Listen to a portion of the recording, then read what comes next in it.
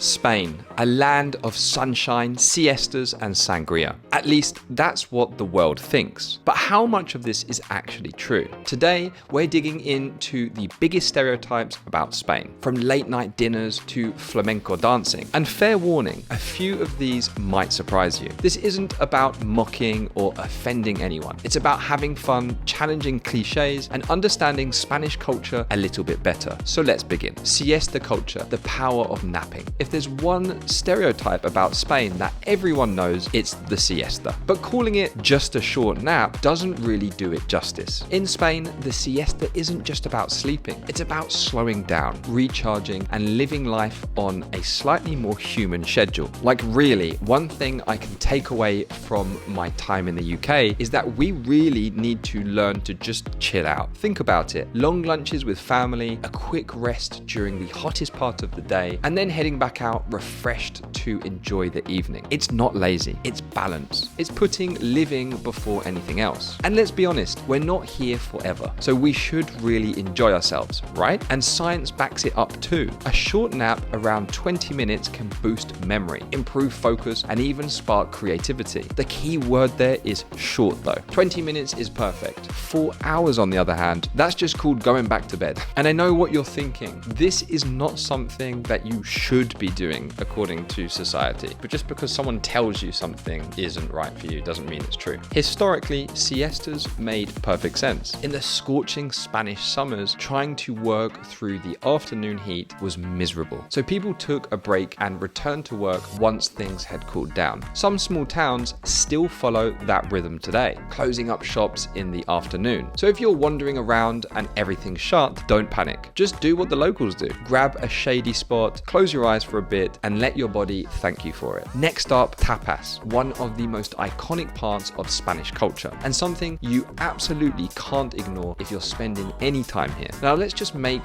one thing clear. Tapas is not simply snacks. This is not a bar snack. This is so much more than that. Now if you're not familiar, tapas are small plates of food typically served alongside drinks. But here's the thing, calling them snacks doesn't really do them justice. Tapas aren't just something you eat with the experience. They are the experience. The word tapa literally means lid in Spanish. And that's where the story gets interesting. Legend has it that centuries ago, bartenders started placing small plates over glasses to stop dust or the odd wandering fly from dropping into the drink. Over time, someone had the brilliant idea to put a little bit of food on top of that plate. Suddenly, what started as a clever way to keep bugs out became a whole new way of eating and socializing. But tapas have always been about more than what's on the plate. They're about connection. In the UK, we often think of the drink as the main event, with the conversation as a bonus. In Spain, it's the complete opposite. The people come first, then the food. The drink is almost an afterthought. It's not unusual to see groups of friends spending hours moving from bar to bar, sharing conversation over a few tapas, and even opting for a non-alcoholic drink, because it's never about getting drunk. It's about being together. And the best part, tapas culture changes from region to region. So eating your way through Spain is like taking a culinary road trip. From simple olives or a slice of tortilla to more elaborate creations, every bite tells a story, and every table brings people closer. From my personal perspective, I've always tried to stay away from food content on this channel. I don't mind showing it, but it's not the focus of my content. And this isn't because I don't love food, or more specifically Spanish food. I absolutely love it. Whether you're watching a documentary or watching a YouTube video, personally, I prefer diving into the culture and history and everyday life of this incredible country. That said, I completely understand why so many creators take the food angle. It's such an important and integral part of Spanish life that you can't really separate it from the culture itself. If there's one thing people often say about Spain, it's that the people here are passionate. And honestly, they're not wrong. But that word can be misleading or misunderstood. It's not about fiery tempers or dramatic arguments. It's about how deeply people throw themselves into life here. Whether it's food, music, friendship, or football, Spaniards don't tend to do things halfway. You see it in the way conversations spill out in the streets, in the cheers echoing from balconies during a match, and in the sheer emotion poured into festivals and traditions. Passion is woven into everyday life, and it's not just a personality trait, it's part of the culture. Flamenco is one of the best known examples of that spirit. A powerful mix of music, song, and dance born in Andalusia that expresses raw human emotion, joy, sorrow, love, defiance, all without needing a single word. But the story doesn't stop in the south. Travel north and you'll find the jota, a lively folk dance that's full of energy and storytelling, especially in regions like Aragon and Castilla y León. In Catalonia, the sardana brings people together in circles, symbolizing unity and community. And in Galicia, traditional gaita music and folk dances connect deeply with Celtic heritage. So even though most people think of flamenco when they think of Spanish, be aware that there's so much more to experience. And we can't talk about passion in Spanish culture without mentioning Latin America. Thanks to centuries of shared history, much of it complex, the cultural ties between Spain and Latin America run deep. Over there, music has evolved in incredible ways, drawing on Spanish influence, but also on rich indigenous, African, and local traditions that existed long before the European ships arrived. The result is an astonishing diversity of sounds, from salsa and samba to reggaeton and tango. What's beautiful is how that energy flows from across the Atlantic today. Spain is home to a huge Latin American community, and their music, dance, and traditions don't just exist here. They actively shape the cultural scene. That fusion adds yet another layer to the passion you feel across the country. It's not just a Spanish thing, it's a shared, evolving energy. All these traditions look and sound different, but they share the same soul, a sense of living and expressing life with intensity. That's really what people mean when they talk about Spanish passion. It's not a stereotype, it's a celebration of being fully present, or feeling things deeply, and of sharing that energy with the people around you. And honestly, just talking about it makes me feel proud to be living in this amazing country. If there's one thing Spain knows how to do better than almost anywhere else, it's celebrate. Festivals here aren't just parties, they're explosions of history, tradition, and joy that spills out into the streets and sweeps up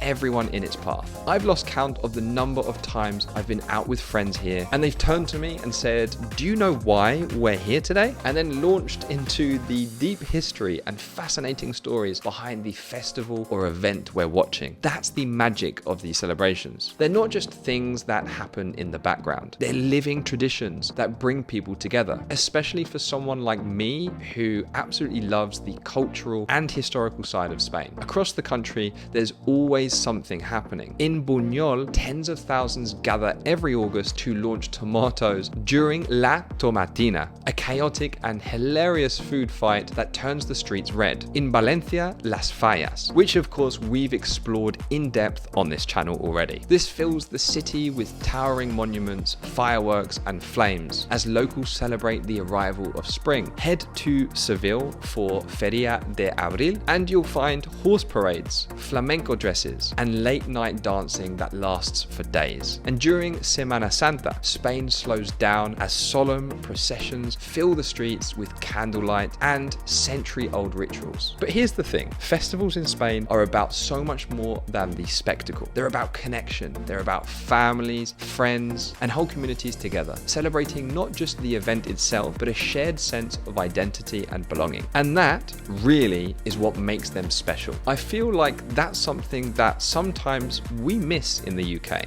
a real sense of community to stand behind. And of course, Spain isn't perfect. Every country has its challenges, but in a time of political and social uncertainty, I feel grateful to be here. Whether it's a tiny village fiesta or a world-famous celebration, there's a continuous energy that pulls you in and makes you feel part of something bigger. And if you ever find yourself in Spain during one of these celebrations, don't just stand on the sidelines. Jump in, dance, eat, laugh, throw tomatoes, whatever the moment calls for, because here, festivals aren't just something you watch, they're something you live. What do you think? Are there any Spanish stereotypes I've missed? Drop your thoughts in the comment section. Let's keep this conversation positive. This channel is all about celebrating Spanish culture, history, language, language, and everything else that makes this country so great. If you enjoyed this video, check out this one right here, and I'll see you in the next one. Thanks.